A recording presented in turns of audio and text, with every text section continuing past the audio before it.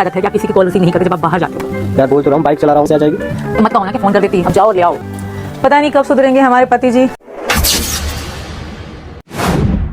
अस्सलाम वालेकुम, hello everyone, कैसे हैं आप सब। उम्मीद करती हूँ कि आप सब बिल्कुल खैरियत से होंगे। मैं शबनम खान अल्हम्दुलिल्लाह बिल्कुल ठीक ठाक हूँ। अपने चैनल शबनम टॉक वॉक पे आज की इस बगुड़ी की वीडियो पे रिएक्शन दूंगी। वैसे तो मैं रोज़ ही देती हूँ, लेकिन आज का जो व्लॉग है ना, इसने बड़ा बोरिंग सा शेयर किया। पता है, एक जूते पे ही पूरे व्लॉग बना डाला इसने। इस पोपले पपी काले कौवे को ये बगुड़ी कहती है कि बाज़ार तो ला दो, तो ये कहता है कहीं कि मुझे पहले बताना था। तो फिर ये बगुड़ी कहती है कि एक बात तो बताओ, जब तुम बाहर जाते हो तो फ़ोन चेक करते हो, तुमने फ़ोन चेक ही नहीं किया। तो ये कहता है मैं बाइक चला रहा था, मैं कैप पहना हुआ था, मैं मतलब टोपी, फिर मैं हेलमेट लगाया था, तो मुझे पता ही नहीं चला। तो देख बगुड़ी, बात ये है कि असलियत ही यही है। ये जो कैमरे के सामने तुम दोनों एक्टिंग करते हो ना, सिर्फ एक्टिंग कैमरे की हद तक ही होता है। जब ये कैमरा ऑफ होता है, फिर ये पोपला पपी जो काला कौवा है ना, अपनी औकात पे आ जाता है। तो कहती ना, मीनू पपी जनानी मेरी बहुत फिक्र करता है, सिर्फ व्लॉग की हद तक, ये कैमरे की हद तक। उसके बाद ये काला कौवा पोपला पपी फिर अपनी औकात में आ जाता है और तुझे घास तक नहीं डालता है। तू कितना गाना गाती है ना, मेरा पति जैसा कोई नहीं, इनलीगल पति जैसा कोई नहीं। जब तू ये गाना गाती है ना, तो ये वाले अल्फाज वर्ड ऐड कर लिया कर, मेरा मीनू पप्पी इनलीगल पति, ठीक है। ये पति पति मत किया कर, मेरा पति देव, ये सब मत डायलॉग मारा कर, सीधा सीधी इनलीगल पति बोल दिया कर, तुझ पे ज़्यादा सूट करेगा। समझ में आया। ये जो एक जूते पे तूने पूरा व्लॉग बना डाला, जूता प्रमोशन था, शॉप प्रमोशन था, क्या था?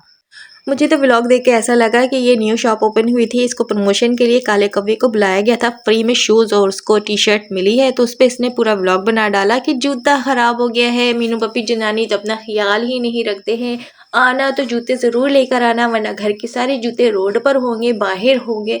बड़ी एक्टिंग बाज ये औरत है, इतनी मक्कार ड्रामेबाज है ना। इसकी ओवर एक्टिंग देख के ना इतनी, मतलब बाज़ दफ़ा गुस्सा भी चढ़ने लगता है और बाज़ दफ़ा ना मुझे इरिटेशन होने लगती है, मतलब घबराहट सी होने लगती है। इसकी ओवर एक्टिंग इतनी ज़्यादा ओवर हो जाती है कि दिल नहीं करता कि इसकी वीडियो देखो, लेकिन मजबूरी है कि मुझे कंटेंट तैयार करना होता है, तो इसे बर्दाश्त करना पड़ती है।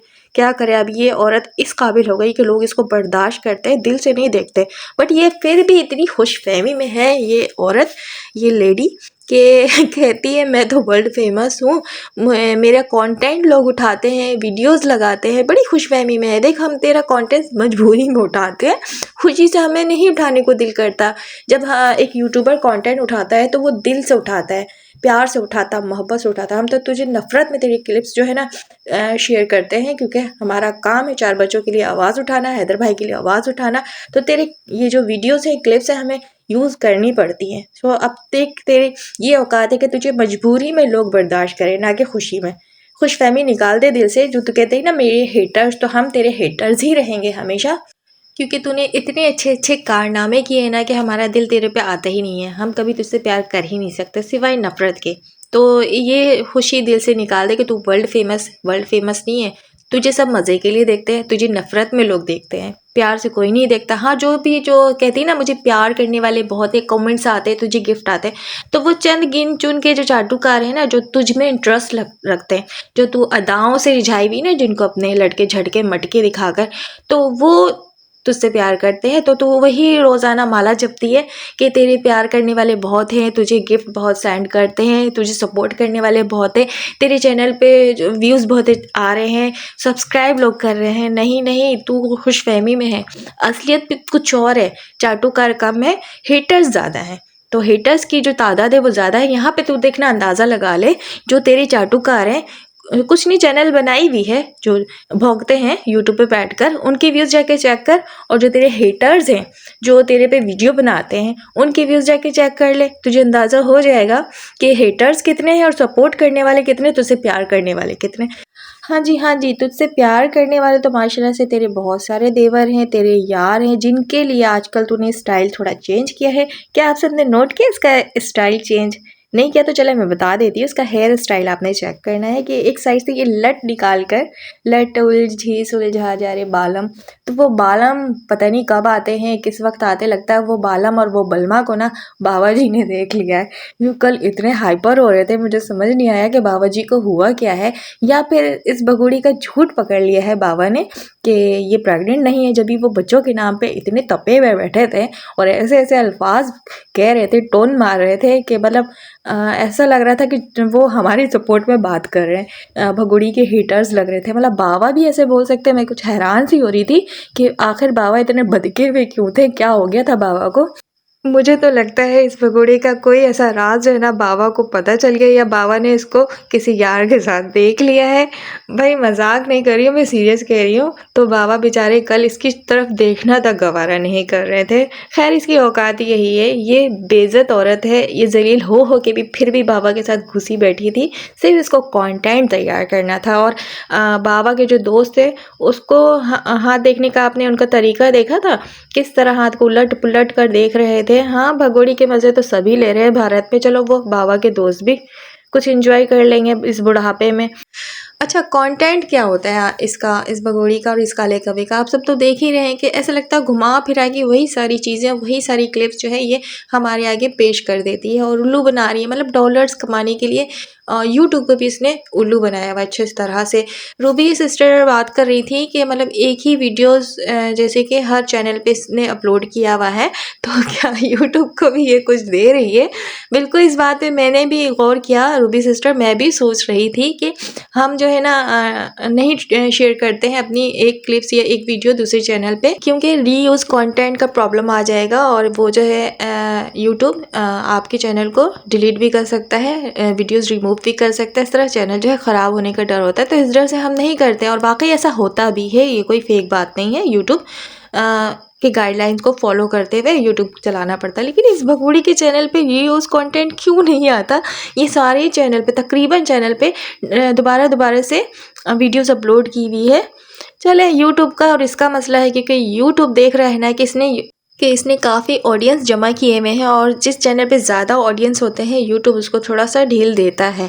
लेकिन जब ये पकड़ में आ जाएगा ना चैनल, तो फिर इसे लग पता जाना है कि इसने रीयूज़ कंटेंट करके क्या प्रॉब्लम अपने लिए क्रिएट कर ली है। खैर अच्छा है, जब इसके चैनल पे रीयूज़ कंटेंट का प्रॉब्लम आएगा तो फिर इसको लग पता जाना है। वैसे पता नहीं क्यों यूट्यूब इसको इतना ढील छोड़ रहा है, मतलब कुछ भी नहीं कह रहा। भारत के सिस्टम भी इसको कुछ नहीं कहता, वहाँ की सरकार भी इसको कुछ नहीं कहती। वहाँ के छोटे से छोटे सियासतदानों की बात करूँ या फिर उसकी बात करूँ, चाटुकारों की बात करूँ या फिर इसके देवरों की बात करूँ, तो हर कोई इसकी चाटुगिरी में लगा हुआ है। ये इसी बेस पे तो कहती है मेरा बाल भी बाका कोई नहीं कर सकता। खैर देखते हैं हैदर को कब तक इंसाफ मिलेगा और हमारी आवाज़ जहाँ तक हम पहुँचाना चाहते हैं वहाँ तक कब तक पहुँचेगी और हमारी मेहनत कब रंग लेके आएगी।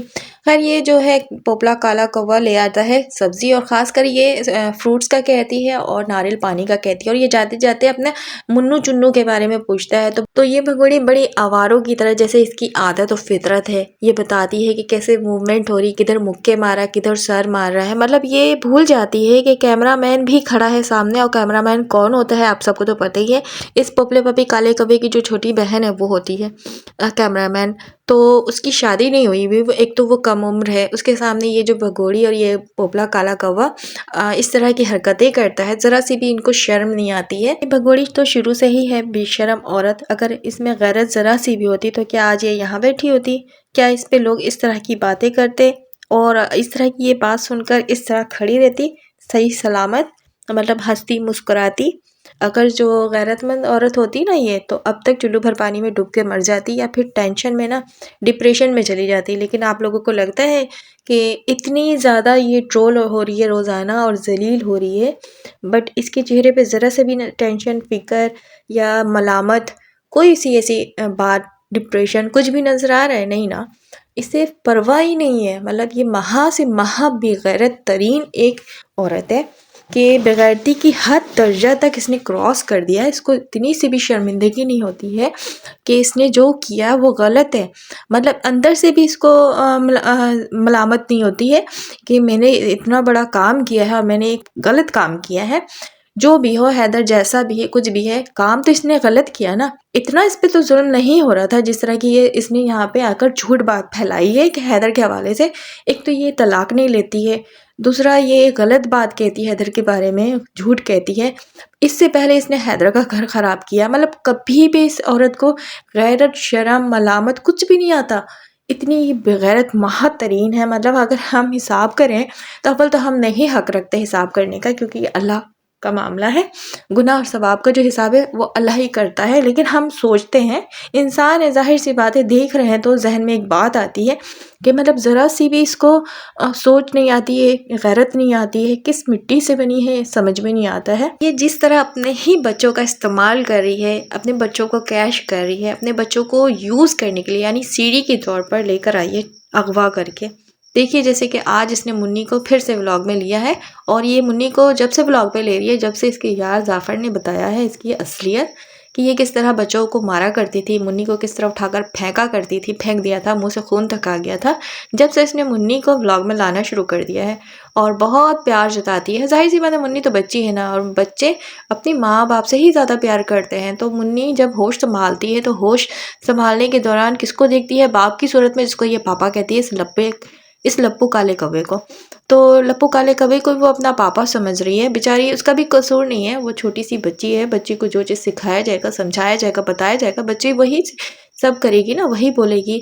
तो यहाँ पे बच्चों का कोई कसूर नहीं, कसूर पूरा 100% इस बगुड़ी का है। और वो काले कौवे का तो है ही है। उसका तो अंजाम इतना बुरा होगा, आप लोग सब देखेंगे। और हमारी दुआ है कि अल्लाह पाक इन दोनों को वो सज़ा दे कि दुनिया में इबरत बने, इबरत। आई होप कि आज की रिएक्शन आप लोगों को समझ आई होगी, पसंद आई होगी। जल्दी से कमेंट्स बॉक्स में अपनी राय दीजिए। अपना ख्याल रखिए। अल्लाह हाफिज़।